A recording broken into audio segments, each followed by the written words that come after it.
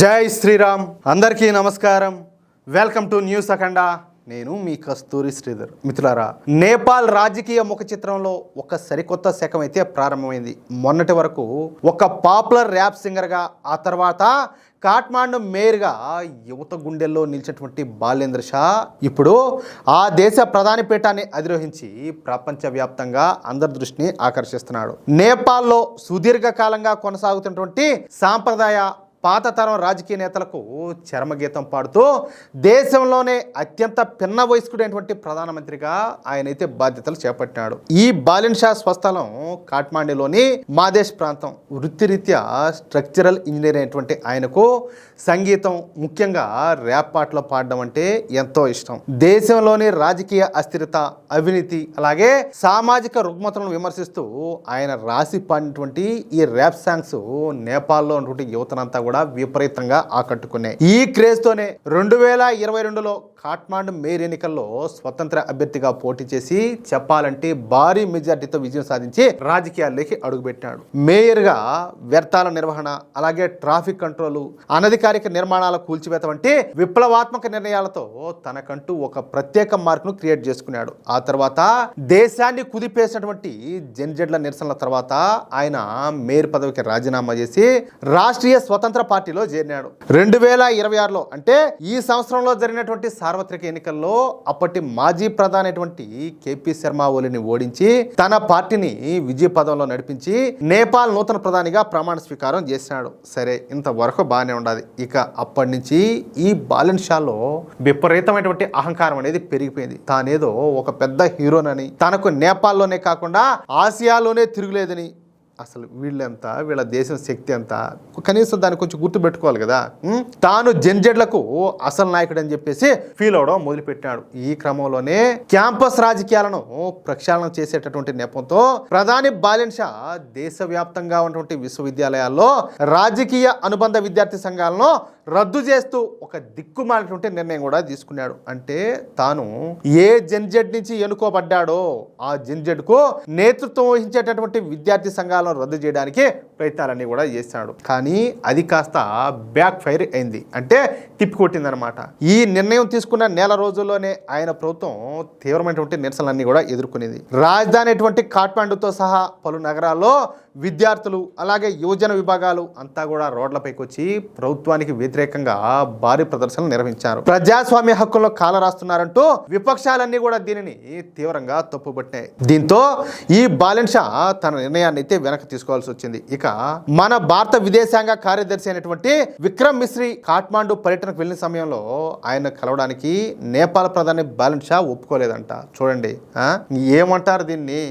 తాను దేశ ప్రధానినని, తనతో చర్చలు జరపడానికి వచ్చేవాళ్ళు రాజకీయంగా సమానమైన హోదా అంటే ప్రధాని లేదా మంత్రి స్థాయి కలిగిన వాళ్ళే ఉండాలని చెప్పేసి ఈ బాలిన్ షా స్పష్టం చేశాడు. కేవలం ఒక ప్రభుత్వ అధికారి స్థాయి వ్యక్తితో తాను అధికారిక సమావేశం జరపనని ఆయన అయితే పేర్కొన్నాడు. దీన్ని బట్టి వీడికి ఎంత గర్వం, ఎంత అహంకారం పెరిగిందో మనం అయితే అర్థం చేసుకోవచ్చు. ఇకపోతే మొన్న మే 31వ తేదీన నేపాల్ పార్లమెంట్ ను ఉద్దేశించి ప్రధానిగా తన మొదటి ప్రసంగాన్ని చేస్తూ ఈ బాలిన్ షా కొన్ని వివాదాస్పద వ్యాఖ్యలు కూడా చేశాడు. రెండు దేశాల మధ్యన దీర్ఘకాలంగా నలుగుతున్నటువంటి లిపు లేక్, అలాగే లింపియాతురా, కాలాపాని ప్రాంతాల సరిహద్దు సమస్యలను ప్రస్తావిస్తూ ఈయన గారు మాట్లాడినాడు. నేను ప్రధానమంత్రి అయిన తర్వాతే ఈ ఆశ్చర్యకరమైనటువంటి వాస్తవాన్ని తెలుసుకున్నా.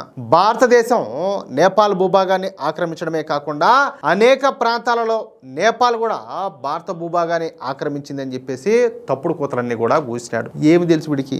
ఏం తెలుసు? గడి తెలుసు వీడికి? అంతేకాకుండా ఈ సమస్య ఏకపక్షమైంది కాదని, ఇరు దేశాలు కూడా స్నేహపూర్వకంగా కూర్చొని చరిత్రకారులు, అలాగే నిపుణుల సాయంతో వాస్తవాలను పరిశీలించి సమస్యను పరిష్కరించుకోవాలని చెప్పేసి సూచనలు కూడా చేశాడు ఈ మేధావి. అంతేకాకుండా భారత నేపాల్ దేశాల మధ్యన ఉన్నటువంటి సరిహద్దు సమస్యలను పరిష్కరించడానికి చైనా, అలాగే బ్రిటన్ దేశాలు ముందుకు రావాలని కొన్ని దిక్కుమాలిన వ్యాఖ్యలు కూడా చేశాడు. ఏం మాట్లాడాలి చూడండి. దీంతో ప్రధాని వ్యాఖ్యలపైన నేపాల్ పార్లమెంట్ లో తీవ్రమైనటువంటి గందరగోళం అంతా కూడా ఏర్పడింది. నేపాలీ కాంగ్రెస్, అలాగే కమ్యూనిస్టు పార్టీలకు చెందినటువంటి ప్రతిపక్ష నాయకులు ఈ ప్రధాని ప్రకటనను తీవ్రంగా తప్పుపట్టారు. ప్రధాని చేసినటువంటి వ్యాఖ్యలు నేపాల్ యొక్క సార్వభౌమాధికారాన్ని, జాతీయ ప్రయోజనాలను దెబ్బతీసే విధంగా ఉన్నాయని చెప్పేసి వాళ్ళంతా కూడా మండిపడినారు. ఈ బాలిన్ షా తక్షణమే పార్లమెంటుకు క్షమాపణ చెప్పాలని లేదా తాను చేసిన వ్యాఖ్యలకు ఆధారాలు చూపాలని చెప్పేసి డిమాండ్ చేశారు. అంతే కదా. దీంతో ప్రతిపక్షాల తీవ్రమైనటువంటి నిరసనలు అలాగే సభ అడ్డగింపుల కారణంగా నేపాల్ పార్లమెంట్ లో ఉన్నటువంటి ఉభయ సభలంతా కూడా చాలా సార్లు వాయిదా పడినాయి. ఈ ప్రధాని వ్యాఖ్యలకు వ్యతిరేకంగా కేవలం పార్లమెంట్ లోనే కాకుండా వీధుల్లో కూడా నిరసనలన్నీ కూడా మొదలైనాయి. ఈ బాలెన్ షా రాజీనామా చేయాలంటూ విద్యార్థి సంఘాలు ప్రతిపక్ష శ్రేణులు అంతా కూడా పెద్ద ఎత్తున ప్రదర్శనలంతా కూడా చేపట్టినారు. ఈ నిరసనల ఉధృతితో నేపాల్లో రాజకీయ సంక్షోభ వాతావరణం అంతా కూడా ఏర్పడింది.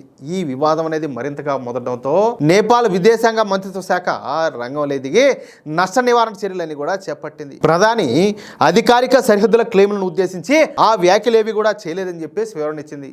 సాంకేతిక అధ్యయనాల ప్రకారం సరిహద్దు వెంబడి ఇరువైపులా కూడా కొన్ని నివాస ప్రాంతాలలో పరస్పరం దాటి ఉండవచ్చనే ఉద్దేశంతోనే ప్రధాని ఆ విధంగా మాట్లాడినారని, చారిత్రక ఒప్పందాలు అలాగే మ్యాప్ల ఆధారంగానే దౌత్యపరమైనటువంటి చర్చల ద్వారా సమస్యను పరిష్కరించుకోవడానికి నేపాల్ ప్రభుత్వం కట్టుబడి ఉండదని చెప్పి స్పష్టం చేసింది. మరోవైపు మన భారత ప్రభుత్వం ఈ సరిహద్దు వివాదాలపైన స్పందిస్తూ ఏకపక్షంగా సరిహద్దు క్లెయిమ్లను పెంచడం చెల్లదని, చారిత్రక ఆధారాల ప్రకారమే దౌత్యపరమైనటువంటి చర్చలకు తాము ఎప్పుడు కూడా సిద్ధంగానే ఉన్నామని చెప్పేసి మన భారత ప్రభుత్వం అయితే స్పష్టంగా చెప్పింది. అంటే బాలెన్ షాకు అప్పుడే డీజే మ్యూజిక్ అనేది మొదలైందన్నమాట. ఇక్కడ ఇంకొక విషయం ఏంటంటే నేపాల్లో ఏమి జరగాలో అక్కడ ఎలా ఉండాలో మనోళ్ళు ఆల్రెడీ స్టార్ట్ చేశారు. ఏదో డ్రమ్స్ వాయించడం. మొన్న ఈ మధ్యనే ఈ రాష్ట్రీయ స్వతంత్ర పార్టీ అధ్యక్షుడు మన ఢిల్లీకి వచ్చి మన బీజేపీ హెడ్ క్వార్టర్స్ కూడా వినాడు. అక్కడ ఈయనకు ఘన స్వాగతం పలికినారు. అంటే మనోళ్ళు అప్పుడే మ్యూజిక్ అనేది స్టార్ట్ చేశారు. లేకపోతే తమాషా అంటే తమాషా చేశారు. కానీ నీకు ఏదైనా తెలిస్తే మాట్లాడాలా, లేదంటే నీకు ఎంతవరకు క్లారిటీ ఉందో అంతవరకే మాట్లాడాలా. అంతేగాని కాదు వాళ్ళు మా భూమిని ఆక్రమించుకున్నారు, మేము వాళ్ళ భూమిని ఆక్రమించుకున్నాం, భారతదేశం నుంచి భూమిని ఆక్రమించుకునే అంత దమ్ము మీకు ఉండదా? మళ్ళీ దీనికి రాయబారం చేసేదానికి చైనా రావాలంట, బ్రిటన్ రావాలంట. సిగ్గుండాలి ఒకరమన్నా కూడా. ఇదే పోయే కాలం ఎట్టుంటుందంటే ఇదిగో ఎట్టే ఉంటుంది. ఇక్కడ ఇంకొక విషయం ఏంటంటే ఇప్పుడు మనలాగే నేపాల్ కూడా హిందూ దేశం అని చెప్పేసి నేపాల్ వాళ్ళకు ఈ పాస్పోర్ట్లా ఏంలా చాలా మంది వస్తున్నారు, ఇక్కడ పనులు చేసుకున్నారు. ఒకరిద్దరు కాదు, కొన్ని లక్షల మంది ఉన్నారు మన భారతదేశ వ్యాప్తంగా నేపాల్ వాళ్ళంతా కూడా. మనోళ్ళు ఏం కూడా పట్టించుకోవడం, ఎందుకంటే వాళ్ళు కూడా హిందువులే, పాపం వాళ్ళది పేద దేశం, రాని బతకని అని చెప్పేసి. ఇప్పుడు ఇదంతా ఓవర్ యాక్షన్ చేశాడనుకో ఇక్కడ చాలా మంది నష్టపోతారు. చూద్దాం ఏం జరుగుతుందో. మిత్రులారా, ఈ న్యూస్ కనుక మీకు నచ్చినట్లయితే వెంటనే ఈ వీడియోని లైక్ చేసి మీ మిత్రులకు అలాగే మీరు ఉన్నటువంటి వాట్సాప్ గ్రూపుల్లోనూ తప్పనిసరిగా షేర్ చేయండి. అలాగే ఈ వీడియో పైన మీ యొక్క అమూల్యమైనటువంటి అభిప్రాయాలను ఖచ్చితంగా కామెంట్ రూపంలో తెలియజేయండి. ఇంకో విషయం ఏంటంటే ఇంతవరకు మీరు కనుక మన ఛానల్ని సబ్స్క్రైబ్ చేసుకున్నట్లయితే ప్రతి ఒక్కరూ కూడా మన ఛానల్ని సబ్స్క్రైబ్ చేసుకోండి, సపోర్ట్ చేయండి ప్లీజ్. జై శ్రీరామ్, జై హింద్, భారత్ మాతాకి జై.